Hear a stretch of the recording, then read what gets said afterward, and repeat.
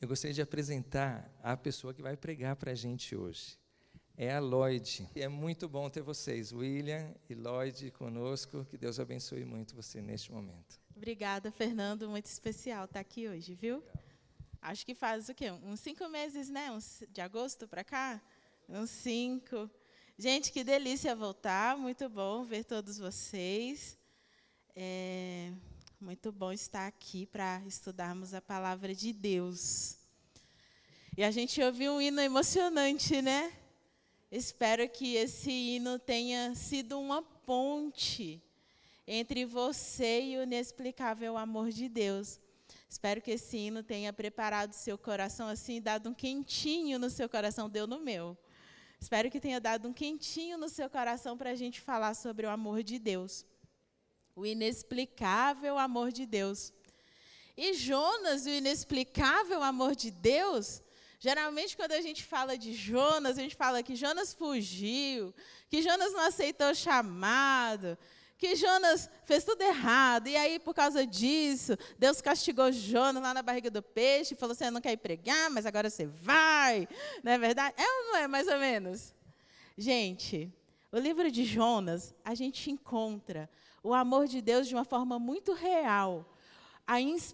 Uma inspiração para guiar a nossa vida. Um estilo de amor que tem que nos inspirar, nos transformar e fazer de nós mais parecidos com aquele que nos chamou para a nossa missão. Jonas, ele recebeu uma missão. E todos nós recebemos a nossa missão. Você não nasceu por acaso. Você nasceu no coração de Deus antes de nascer nesse mundo. Então você tem um propósito de vida. Deus tem um propósito para a sua vida. Deus tem uma missão. Tem algo nesse mundo que só você pode fazer. Tem algo nesse mundo que só você, com as suas qualidades, com o seu jeito, só você pode realizar. E a gente precisa descobrir a nossa missão, o nosso propósito de vida. E a gente vai falar sobre isso estudando a história de Jonas. A gente vai descobrir não só que nós temos uma missão, mas como a gente deve... o que a gente deve cultivar no nosso coração, os princípios que a gente tem que cultivar no nosso coração, enquanto a gente cumpre esse propósito. E como que Deus olha para a gente, quando a gente cumpre o propósito ou quando a gente foge dele. Então, vamos começar? Deixa eu ver a Bíblia de vocês. Eu sei que essa é antiga. Onde estão as Bíblias de vocês? E onde estão os aplicativos? Abram as Bíblias ou abram seus aplicativos. Em 2 Reis, capítulo 14. Eu nem olhei lá para cima, né, gente? Cadê as Bíblias de vocês aí? Amém. E os aplicativos? Tá ótimo. Tá ótimo. 2 Reis, capítulo 14. Vamos ver quem era Jonas. Vamos fazer um contexto aqui para a história de Jonas. 2 Reis, capítulo 14. Amém? Acharam? 14, verso 25. Na minha Bíblia fala assim: restabeleceu os limites de Israel, desde a entrada de Ramate até o mar de Arabá, segundo a palavra do Senhor, Deus de Israel, anunciada por meio de seu servo...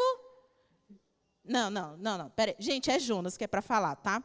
Segundo a palavra do Senhor, Deus de Israel, anunciada por meio do seu servo Jonas, filho de Amitai, o profeta que era de Gad-Efer, ou Efer, não sei como é que pronuncia. Descobrimos aqui quem era Jonas. A gente sabe onde ele morava, lá em Gad-Efer, vou falar assim, mas não sei como é que é. Lá nessa cidade ele morava, era ali perto de Zebulon, da tribo de Zebulon. Então ele morava lá. Ele era filho de Amitai. Ele era profeta e ele viveu na época do rei Jeroboão.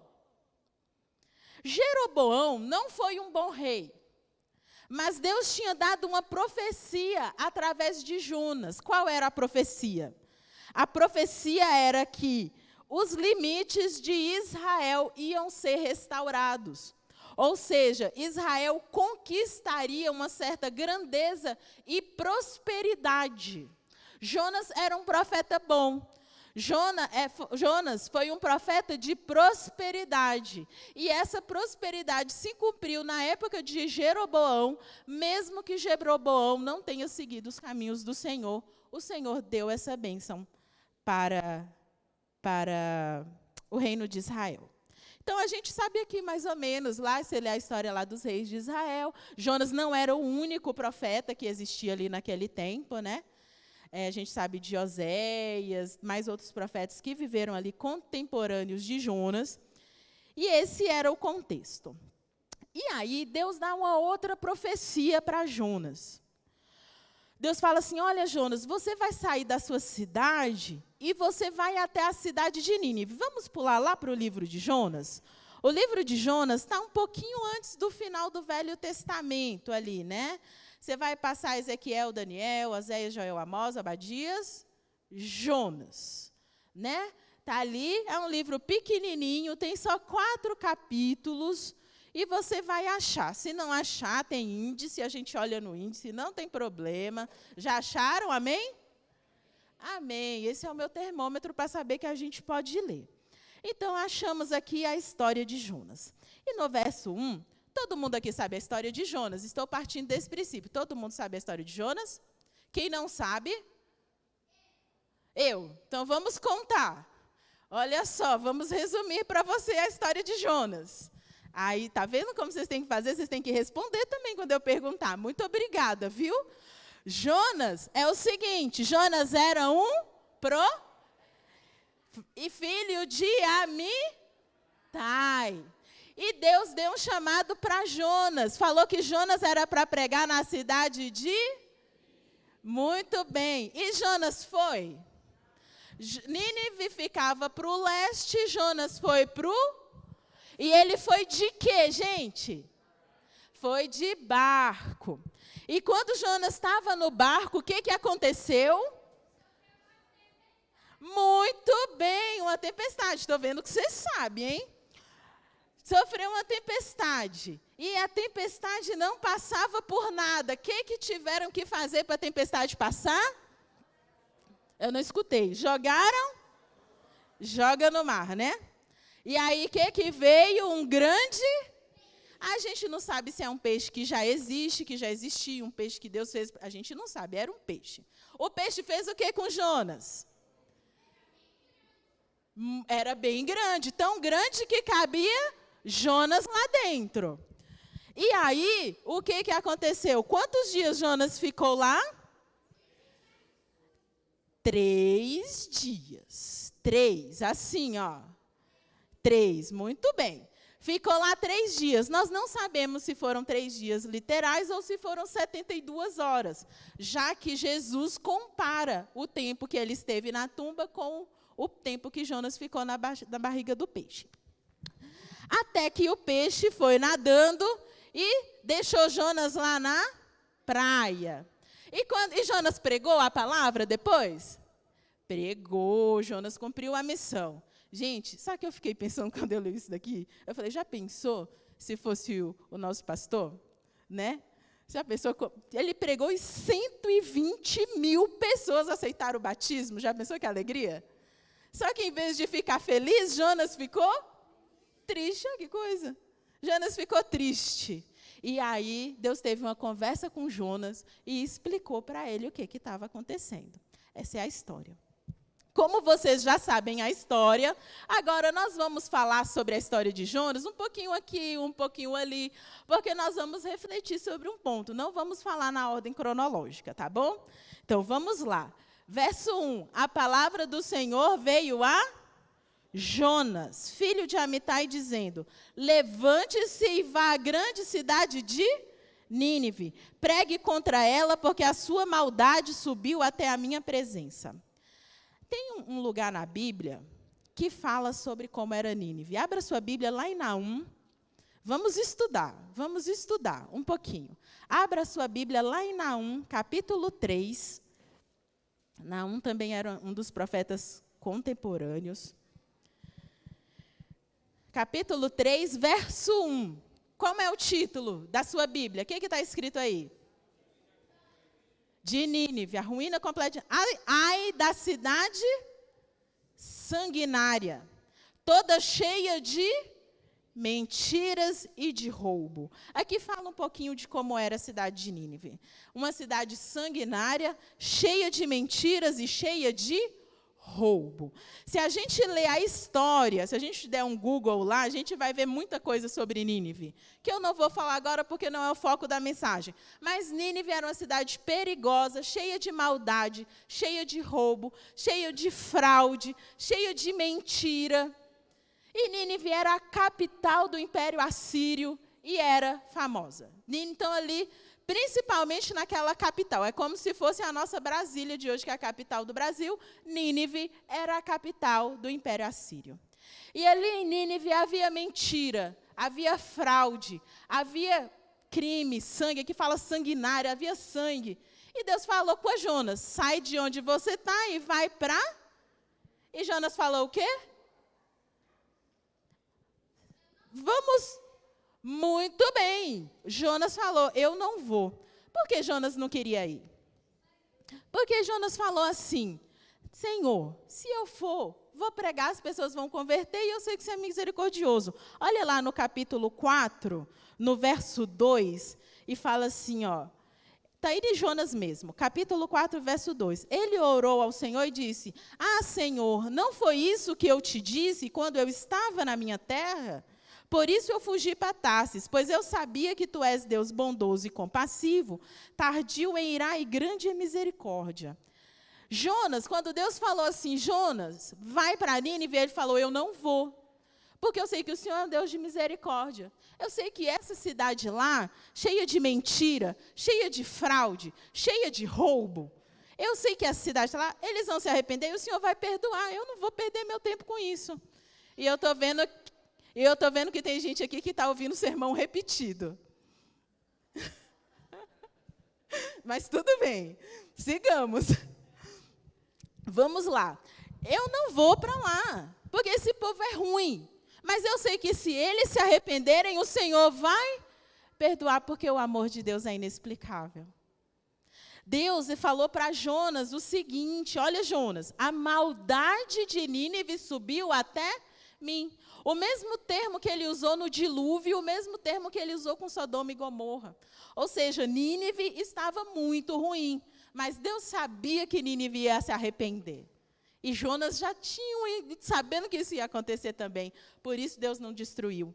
E olha só o que Deus falou de Nínive ainda, lá no último verso do capítulo, no capítulo 4, no verso 11, fala assim, você não acha que eu deveria ter muito mais compaixão da grande cidade de Nínive, em que há mais de 120 mil pessoas que não sabem distinguir entre a mão direita e a esquerda e também muitos animais?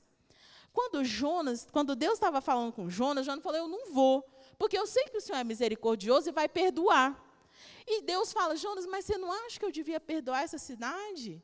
Essas pessoas não sabem discernir entre a mão esquerda e a direita. Presta atenção no que significa isso sobre o amor de Deus. Muitas pessoas fazem algo que é errado. Muitas pessoas fazem algo que é ruim, porque elas não conseguem ter discernimento espiritual para discernir o que é o caminho bom e o que é o caminho mau. Às vezes nós não sabemos disso, porque nós não lemos o coração, mas Deus sabe. A cidade de Nínive, sanguinária, mentirosa, fraudulenta, tinha 120 mil pessoas que Deus olhou para aqui e falou assim, eles estão imersos no mal, eles não sabem discernir entre o certo e o errado. Eles estão fazendo o que é errado porque eles não sabem o que é o certo. E Deus teve compaixão de Nínive. O que faltava para Nínive? Alguém para pregar. O que faltava para Nínive se arrepender? Um pregador, que em vez de chegar e condenar os pecados de Nínive, levasse o pensamento de Nínive para Deus. E é isso que Deus queria fazer. Mas o profeta teimoso não queria. E aí Jonas foi para Tarsis. E aí Jonas foi para Tarsis de barco. E no meio do barco veio uma tempestade. No meio da tempestade, a gente tem aqui os marinheiros, o capitão do barco, como que eles estavam, gente? Desesperados, apavorados. E eles, de alguma forma, tinham uma intuição que algo sobrenatural estava acontecendo. E eles, pagãos, acreditando em vários deuses, achavam que os deuses estavam castigando. Enquanto isso acontecia, gente, o que Jonas estava fazendo? Ou seja, exatamente, muito obrigada. Ou seja, nem culpado Jonas estava se sentindo. Porque se ele tivesse sentido culpa, nem dormindo ele estava. Concorda comigo? Aí vem mais uma aprendizagem. Nem sempre, aliás, vou falar nunca, os nossos sentimentos não são guias seguros. Fazer algo sem sentir culpa não significa que você está fazendo algo certo. Para saber o que é certo ou não é, nós precisamos buscar a vontade de Deus. É a palavra de Deus que diz o que eu tenho que fazer ou não. Não são meus sentimentos. Ah, não, mas eu estou de boa, eu quero ser feliz, quero buscar meu caminho. Nem sempre é um caminho seguro. É a palavra de Deus. Tanto que Jonas estava lá dormindo. E aí, gente, olha só. No verso 6, na minha Bíblia fala assim: o capitão do navio se aproximou de Jonas e falou: o que é que está acontecendo com você? O que está acontecendo com você? Olha o mundo desabando, olha a gente morrendo, olha o mar tempestuoso, e você está dormindo profundamente. E aí, o que o capitão fala? Levante-se e... O que ele pediu? Pode colar aí na Bíblia. Olha na sua Bíblia. Levante-se e peça para o seu Deus. Quem é que devia estar pedindo alguma coisa para Deus? Jonas. Mas quem é que está pedindo para Jonas orar? Um descrente, um não crente. Vamos falar numa palavra? Um mundano. Quem é aqui que está temendo mais a Deus? Quem é que está com mais espiritualidade nesse momento aqui? E aí esse capitão fala: Jonas, ora, reza, pede. Não sei que palavra ele usou lá, medita, não sei que religião que era dele. Ele falou: Jonas, faz alguma coisa. Olha só que contraste. E aí, o livro Profetas e Reis fala que Deus não atendeu a oração de Jonas, o que deixa implícito que Jonas orou naquele momento. E a história segue. No meio da história, eles lançam sortes. O mesmo livro fala que Deus guiou a resposta para que Jonas fosse indicado. E eles falam assim: agora conta. O que você está fazendo aqui? Por que está vindo essa tempestade? A resposta de Jonas está no verso 9. Fala assim: eu sou hebreu. E o que, gente? O que está escrito na sua Bíblia? Eu sou hebreu e temo o Senhor, o Deus do céu, que fez o mar e a terra. Me diz uma coisa aqui. Jonas estava temendo a Deus naquele momento? Sim ou não? Não. Mas mesmo assim, nas suas palavras, ele fala: olha, eu sou hebreu. Hebreu era a palavra que eles usavam para se distinguir de todos os povos da terra. Eu não sei se isso te lembra alguma coisa, mas ele falava: olha, eu sou hebreu e minha religião é diferente de todas as religiões da terra, porque eu tenho a verdade, eu tenho o verdadeiro Deus. Qualquer semelhança que você pensar aí é coincidência, tá? Se tem algum grupo que pensa isso. Eu tenho a verdade aqui na palavra e eu temo a Deus. Mas estava fazendo exatamente o contrário do que Deus pediu para fazer. Mas na palavra tá achando que ser crente era melhor que um não crente. E aí a história segue. E aí lá no verso 11, 12, Jonas fala assim, olha, me joguem no mar e a tempestade vai acabar. Olha o 13, gente, olha o que acontece. O que está escrito aí na sua Bíblia no 13? Em vez disso, os homens faziam o quê? Remavam, esforçando para alcançar a terra, mas não podiam. Jonas devia estar pregando a palavra para salvar a vida dos pagãos. Mas agora os pagãos estão remando para salvar a vida de Jonas. Olha que contraste. Vocês acham que Jonas era um bom profeta ou não? Não responda. Lançaram Jonas no mar, e aí lá vem o peixe. Jonas fala assim no capítulo 2, que ele estava com angústia. Ele falou assim, eu desci até os fundamentos da terra. Eu imaginei Jonas afogando, bebendo água. E angustiado, gente, não sei se alguém já passou por isso, eu não passei, mas angustiado, afogando, até chegar no fundo do mar. E ele fala assim, as algas se enrolaram na minha cabeça. Eu falei, Jonas foi afundando, caiu, ele falou, olhou para cima, sabe filme, quando você olha para cima, aparece só aquela luzinha lá? Jonas falou, tá longe, morri. E ele fala, mas quando eu estava em angústia de alma, o Senhor me salvou. E aí Deus mandou o peixe, e ele fala, olha, quando dentro de mim, verso 7, desfalecia a minha alma, eu lembrei do Senhor, subiu a minha oração a ti. E ele fala, os que adoram ídolos vãos abandonam o que é misericórdia. Olha só, parece aquele mesmo profeta que está falando, eu não vou pregar não, porque esse povo é ruim e o Senhor vai ter misericórdia. Agora ele está pedindo misericórdia para a vida dele. Olha que tipo.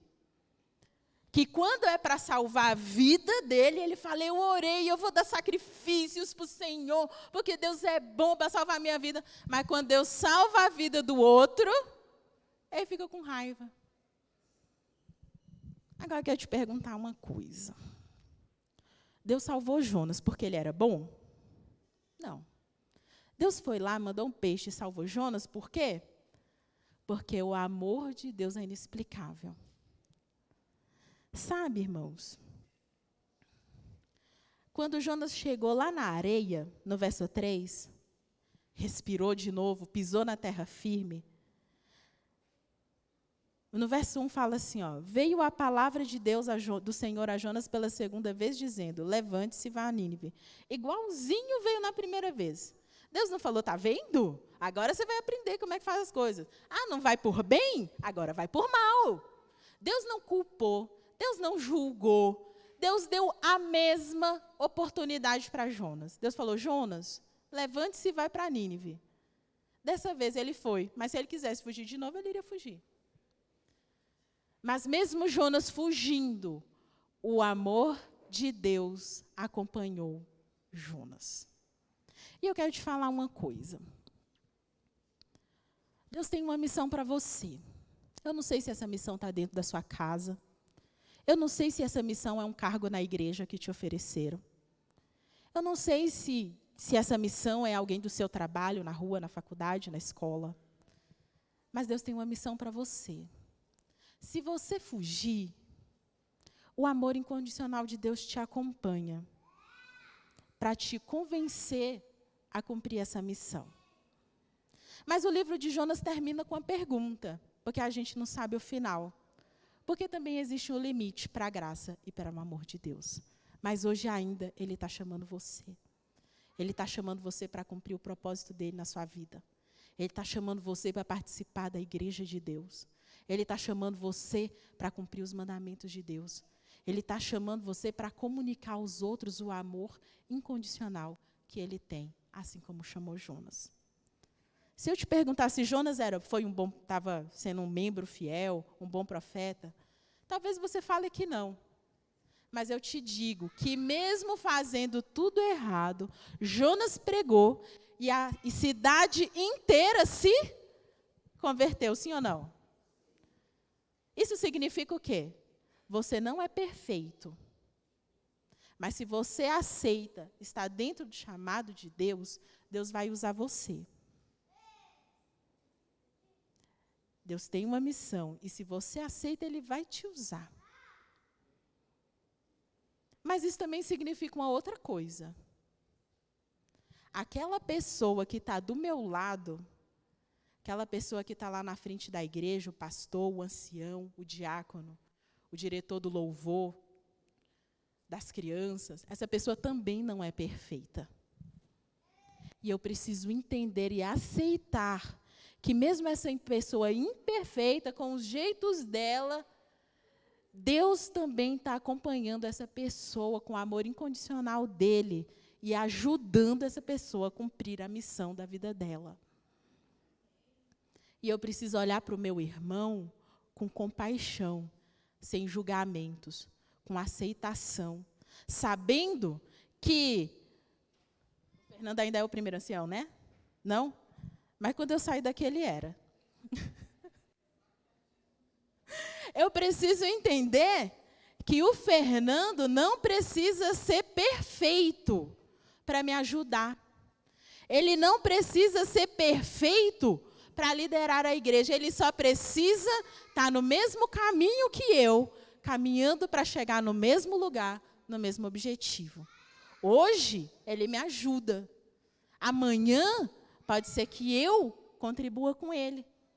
Não precisamos ser perfeitos, porque às vezes a gente fala assim, fulano me falou uma coisa, mas quem é você para falar da minha vida, né? Quem é você? Deus às vezes vai falar diretamente conosco, enquanto estudamos a palavra, mas às vezes ele vai usar outras pessoas, que já estão no caminho há mais tempo que nós, e a gente precisa ter humildade para ouvir os conselhos, a palavra, orarmos juntos. Nós não somos perfeitos, mas a gente está no caminho, indo para o mesmo lugar. E é por isso que a gente se apoia e se ajuda. Jonas não foi um profeta perfeito, mas Deus usou a vida de Jonas e quer usar a cada um de nós.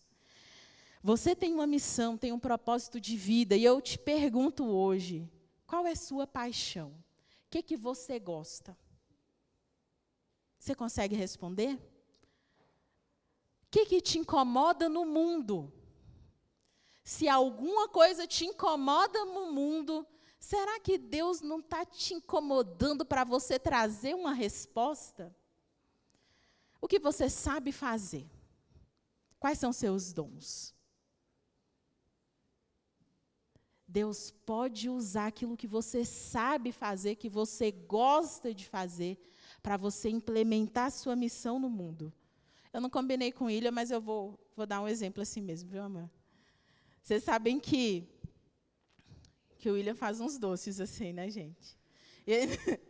Olha, é muito difícil, gente. Casamento é um negócio complicado. Tem que controlar a glicose, viu?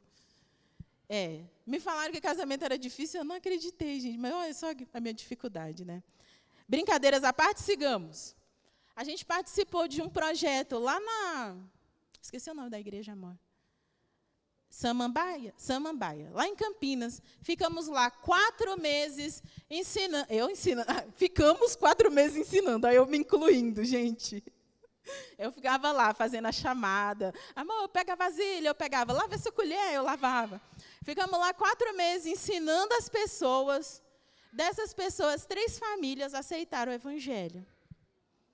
Então, assim, o que é que você sabe fazer?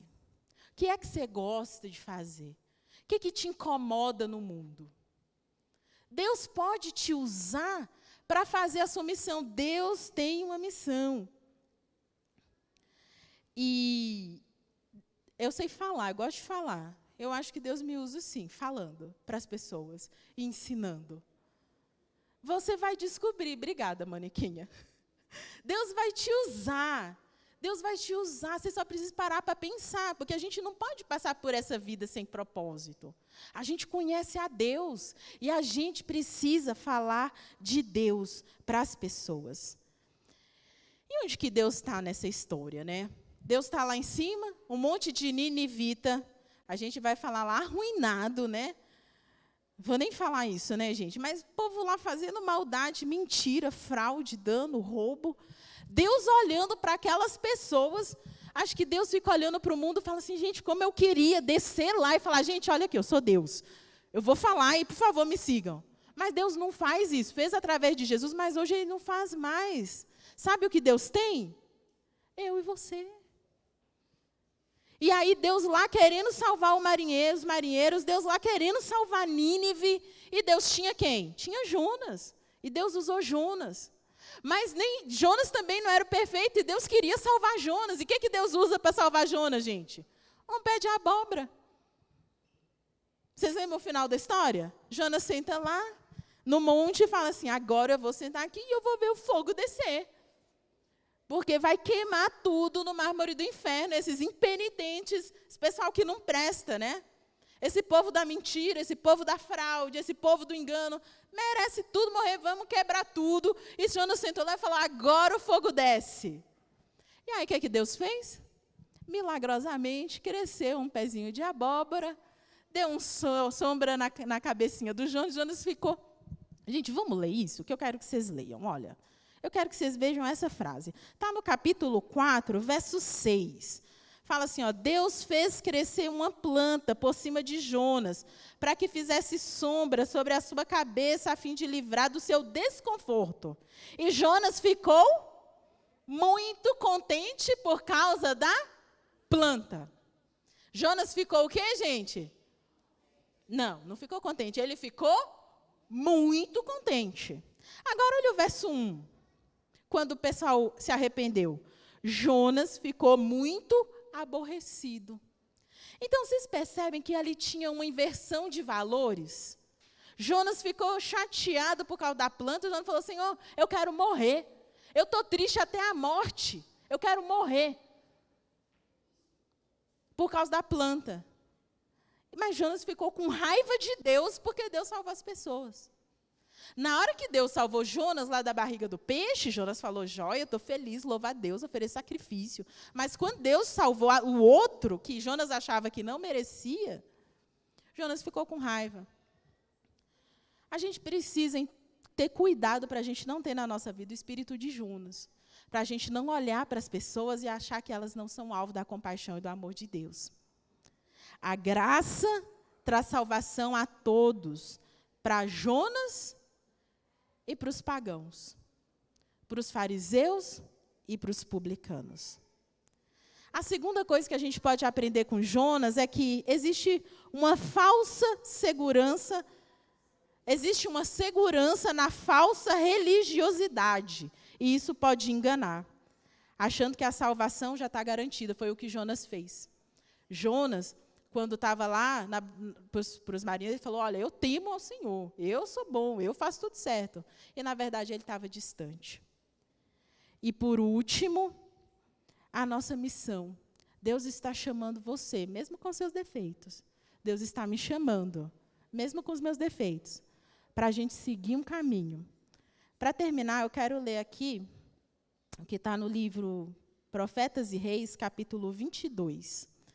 Fala assim, a corrupção que prevalece, falando sobre os nossos dias, a corrupção que prevalece está além do poder da pena humana descrever. Cada dia traz novas revelações de atritos, suborno, fraudes. Cada dia traz seu desalentador registro de violência, arbitrariedade, indiferença para o sofrimento humano. Brutal destruição sofrimento humano, de destruição brutal e perversa da vida humana. Cada dia testifica sempre mais de insanidade, assassínio e suicídio. Não é isso que a gente olha para o mundo e vê? E aí fala assim, ó, a lição, assim como a pregação de Jonas foi um sinal para os ninivitas, a lição é para os mensageiros de Deus hoje. Quando as nações encontram-se em verdadeira necessidade do conhecimento dos atributos e propósitos do verdadeiro Deus, os embaixadores de Cristo devem apontar aos homens o mundo mais nobre que hoje perdeu-se de vista. Deus está chamando a mim e a você para mostrar para essa sociedade que está tão distante, que coisas tão ruins estão acontecendo. Deus nos chama para quê? Pegar o olhar dessas pessoas e levar para um mundo nobre, para valores nobres, para princípios nobres, que hoje estão se perdendo de vista. Eu não sei que contribuição essa história trouxe para você, que parte da história te chamou a atenção. Mas eu quero te lembrar que nós temos uma missão, um chamado e um propósito para levar o olhar das pessoas, de tudo que está acontecendo ruim, para um mundo superior, para valores superiores, para uma vida superior. O livro termina com uma pergunta. A gente não sabe o que aconteceu com Jonas. A gente não sabe se Jonas aceitou o que Deus estava falando ou se ele continuou com raiva. Mas essa abertura é a abertura que tem para mim e para você hoje. Se a gente vai aceitar viver como a gente está, ou se a gente vai aceitar o amor inexplicável de Deus, ter compaixão das pessoas, ter amor pelas pessoas e levar o olhar delas para aquilo que é maior que tudo que nós vivemos. Que Deus abençoe você, que Deus abençoe a mim também, que a nossa vida, não importa o que façamos e onde estejamos, seja pautada pelo amor, pela compaixão e pelo cumprimento do propósito da missão de Deus. Amém. Convido os irmãos a se levantar para cantarmos juntos o hino de número 269, Sal da Terra.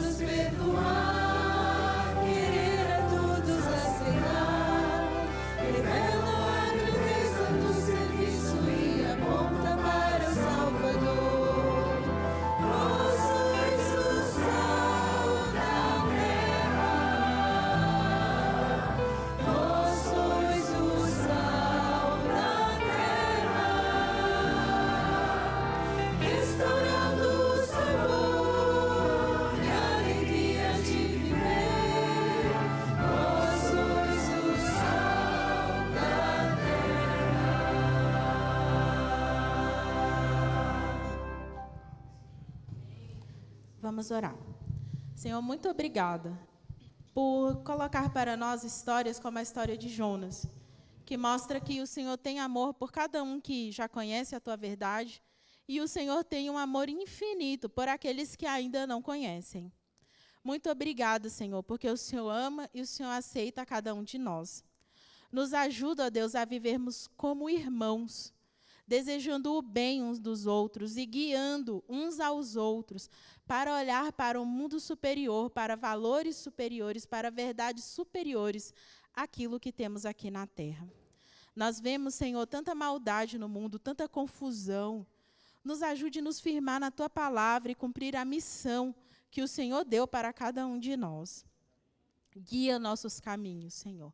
Nos ajude a aprender da tua compaixão e enche o nosso coração desse amor e dessa compaixão enquanto caminhamos juntos para a Canaã Celestial.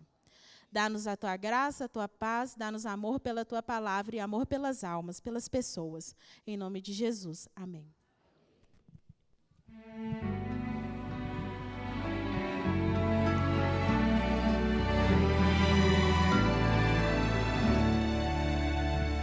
Que a graça de Jesus, o amor de Deus o Pai e a comunhão do Espírito de Deus em nós. Que a graça de Jesus, o amor de Deus o Pai e a